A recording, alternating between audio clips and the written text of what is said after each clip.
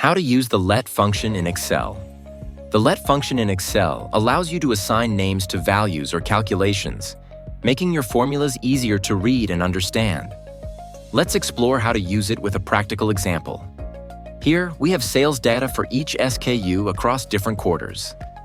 The performance is categorized into 3 groups: bad, average, and excellent.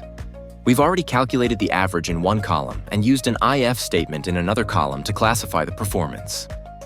As you can see, if the average is above 300, it's classified as excellent.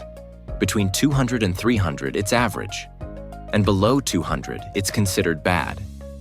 While this works, we can simplify it using the LET function to achieve the same result in a single column, making the formula much more readable. To do this, type =let and open the parenthesis. First, we define the name of our variable. Let's call it AVG. Then, type a comma and specify the calculation we want to assign to this variable, which is the average of sales from columns C to J. Next, type another comma. Now we use the ifs function to classify the performance, just as we did earlier. The difference is that we'll replace the first value in each condition with our new variable, AVG. Finally, close the parentheses twice to complete the formula. The result is the same, but now it's all done in a single column, and the formula is much cleaner and easier to follow.